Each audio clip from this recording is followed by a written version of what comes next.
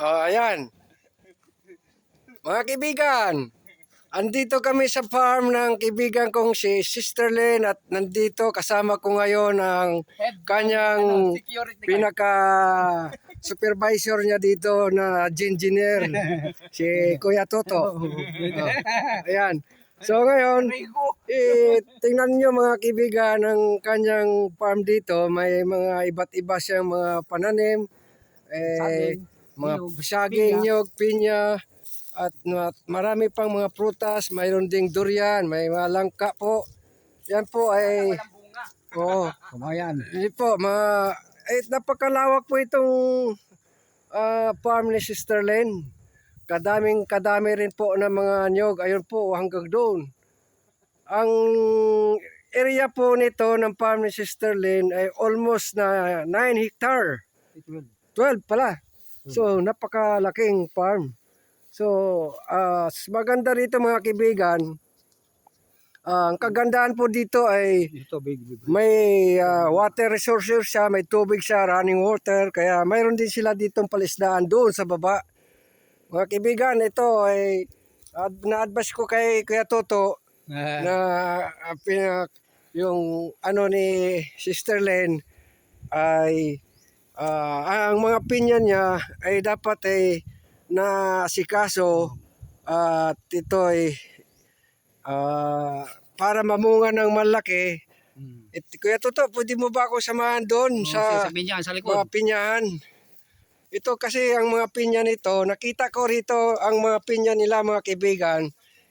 Hindi lang po naasikaso kaya hindi po magbunga ng malaki ang pinya mga kaibigan kapag hindi po natin naasikaso ang pinya. Ang pinya po ay isa po sa mahalagang pagkain na prutas natin mga Pilipino para tayo ay magkaroon ng vitamin, complete na vitamin C, saka with fiber, and marami pa pong ibang mga health benefits ang pinya. So mga kaibigan, ito po ang pinya ngayon. Hanggang doon sa likod po, ayan po yung house, yung rest house ni Sister Lynn. Ang pinya po hanggang doon sa likod. Yun ang manok. Yung baboy naman doon.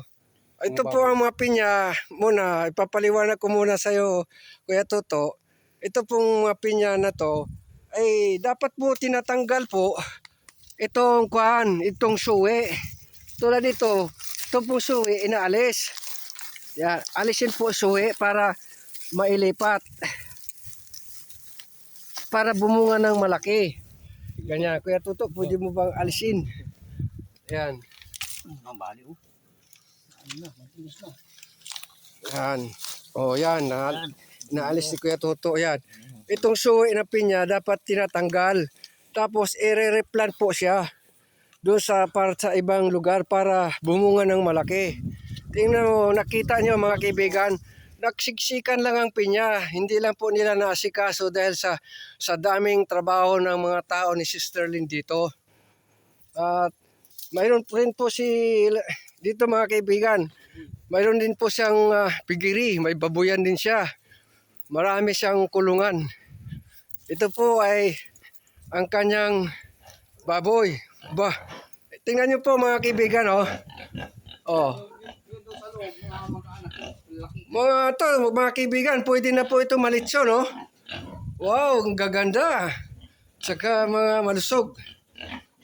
Yan ang baboyan. At doon sa kabilang kulungan, marami pa po doon sa kabilang kulungan na baboyan. So dito po mga kaibigan, kailangan lang mga kaibigan, isti lang po.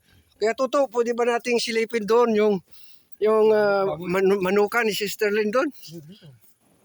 Dati mayroon pa siya dito noong unang punta ko rito, mayroon po siyang mga alagang itik, almost 500. Ano pong nangyari Kuya Toto sa mga itik? Dahil sa bagyo. Ano yung mga bubong? Nasira ang kanyang bahay ng mga itik. Malakas yung ito. At saka siguro napansin ko kasi sa mga itik Kuya Toto mahina siya sa lamig. Yun, doon sa likod. ito po ang bodega. Yun to, tambak ang mga gamit po nila dito, oh. Mga bodega nila. Yan o, pinya yan. Yan po. Yun po, oh, mga kaibigan. Ito, pinya pa rin. Oh, ito. Mga punla, hindi pa natanim, oh. Ito po, oh. Oh. Imagine mo, kaibigan. Ang daming pinya. Ito sana, maganda to. Kasi hindi masyadong dikit-dikit. Pero ayun, oh, maraming suwi ito. Dapat inaalis ang suwi, tapos itatanim para bumunga ng malaki. Oh, ano ang manok na maganda, oh, gwapo.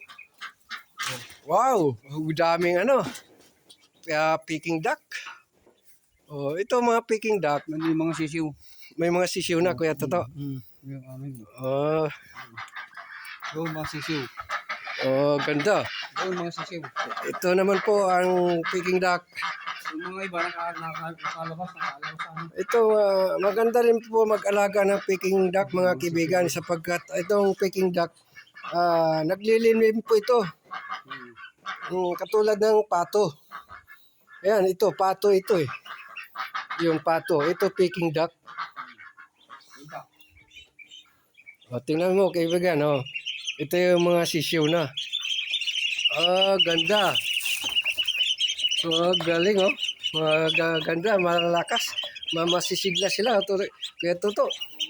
Ano to, Kuya Toto? Yung anak na nila ito. Tapos, pinapisa. Pero, Kuya Toto, pinalimlim nito, o nilimliman nila. Nilimliman nila. Nilimliman.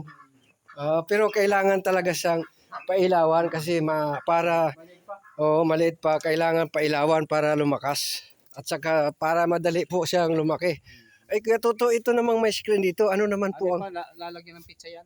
Ito. Tataniman ng pizza, hindi ano pa lang. Ay, dating may bahay dito, Kuya Toto. Diyan dati yung itikan. Dito nga pala. Dito. Daming kanot ko eh. Ito pala yung kulungan ng itikan. So, imagine mo, mga kaibigan, kung mayroon man tayong mga lupa na maluwag na na pwede nating mataniman, tayo kaibigan magtanim para mayroon tayong anihin. Diba, Kuya Toto? Ang kailangan lang natin mga Pilipino para ay sipag at syaga sa dialog ni Manny Villar. Nandun sa kabila yung Saan pa, Kuya Toto? yung baboy. Mayroon pang yung kabilang may baboy pa doon. Sa likod mayroong mga diyan, tanim. May mga tanim diyan, mga kalabasa pero hindi pa malaki. So mga gulay naman 'yon, mga vegetable. Dito, mga kaibigan, maganda talaga rito magtanim kasi itong lugar nito ay malamig. Saka imagine mo, ang tubig rito 24 hours, 24/7. Walang hinto ang tubig dito, Kuya Toto, no? Walang hinto kahit swimming pool pa. Kaya hindi mo problema ang pangdilig sa halaman. Ay, Kuya Toto, anong nangyari? Bakit natumba, nabuwal tong kwan? Guyabano? Sino ba yan? Hindi na may tayo. Kami ugat lang. Kailangan din dito, mga kaibigan, magtanim rin tayo ng maraming guyabano sapagkat ang guyabano po, mga kaibigan, marami siyang health benefits. 10 times anti-therapy at magaling po sa mga sakit ng cancer. Mga kaibigan, nandito na po tayo sa kabilang babuyan ni Sister Lena. Tingnan mo, magaganda. Wow! Imagine mo, tiyaga lang, mga kaibigan, kailangan. Magkakaroon ka na ng maraming pira pag ikaw masipag. Mayroon ka ng mga halaman, may mga pananim ka, may mga produkto ka, may alaga ka pang mga katulad nito mga baboy. So, mabilis lang magkaroon ng kumita ng pera kung talagang may istika. Ito pa, magkaibigan na ito, mga bibi. Mga baby pig. Ito yung mga baby pig. How many months na ito, Kuya Toto? 2 months pa lang. Yung ganda. Marami,